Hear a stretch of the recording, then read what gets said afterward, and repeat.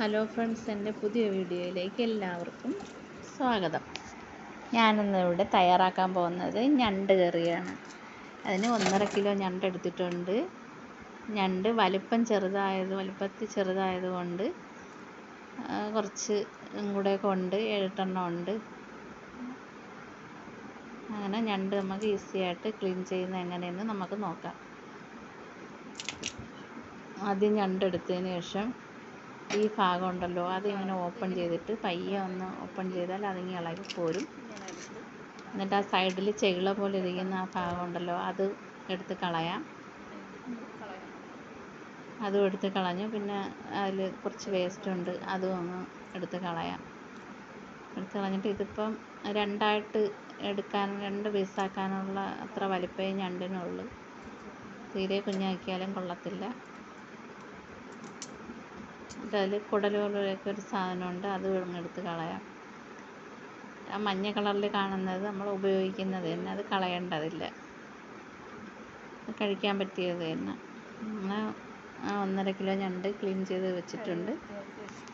ഇനി നമുക്ക് ഞണ്ട് കറി തയ്യാറാക്കാം. നന്നായിട്ട് ചൂടായ ചീനച്ചട്ടിയിലേക്ക് കുറച്ച് വെളിച്ചെണ്ണ ഒഴിച്ചു കൊടുത്തിട്ടുണ്ട്. വെളിച്ചെണ്ണ ചൂടായി വരുമ്പോൾ നമുക്ക് കുറച്ച് ഉലുവ ഇട്ട് കൊടുക്കാം. ഓരോരോ ടേസ്റ്റിനനുസരിച്ച് ഇട്ട് കൊടുക്കാം. ഇതിപ്പോൾ 1.5 കിലോ ഞണ്ടിൻ്റെ അളവാണ് പറയുന്നത്. അല്ലെങ്കിൽ വലിയ 4 സവാള കൊത്തി എരിഞ്ഞെടുത്തതാണ്, പൊടിയായിട്ട് അരിഞ്ഞത്. വലിയ 4 സവാള എടുത്തിട്ടുണ്ട്, അത് അതിലേക്ക് ഇട്ട് കൊടുക്കാം. ഇട്ട് കൊടുത്ത് ഉപ്പും കൂടെ ഇട്ടതിന് ശേഷം നന്നായിട്ട് വഴറ്റിയെടുക്കുക. ഉപ്പിടുന്നത് വീഡിയോ എടുക്കാൻ പറ്റിയില്ല. ഉപ്പിട്ട് നന്നായിട്ട് വഴറ്റിയെടുക്കാം. ഒന്ന് വഴന്ന് വരട്ടെ. നിറം മാറി വന്നിട്ടുണ്ട്. അതിലേക്ക് ഇനി നമുക്ക് ഒരു തുട വെളുത്തുള്ളിയും 1 പീസ് ഇഞ്ചിയും ചതച്ചതാണ് ഞാൻ ഇപ്പോൾ ഇട്ട് കൊടുത്തിട്ടുള്ളത്. അതും പച്ചമണം മാറുന്നത് വരെ ഒന്ന് വഴറ്റിയെടുക്കാം. വഴറ്റിയെടുത്ത് ഒന്ന് റെഡിയായി വരുമ്പം 1 സ്പൂൺ മഞ്ഞൾപ്പൊടി ഇട്ട് കൊടുത്തിട്ടുണ്ട്. 2 ടീസ്പൂൺ മുളക് പൊടി ഇട്ട് കൊടുത്ത്.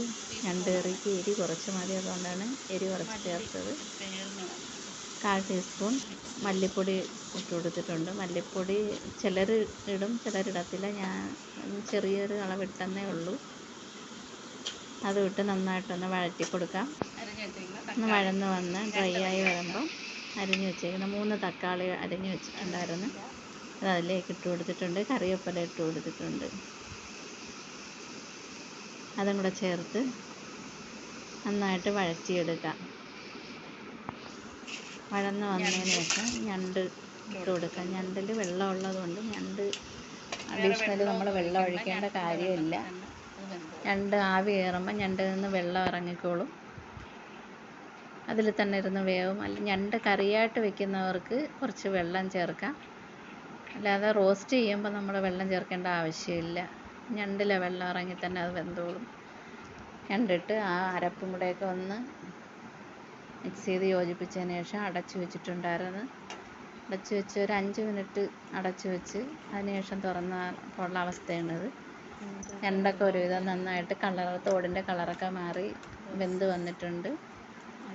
എന്നാലും ആ വെള്ളം ഒന്ന് വറ്റിച്ചെടുക്കാനായിട്ട്, ഒരു തൊട്ട് വെള്ളം പോലെ വെക്കാതെയാണ് ഇത്രയും വെള്ളം വന്നത്.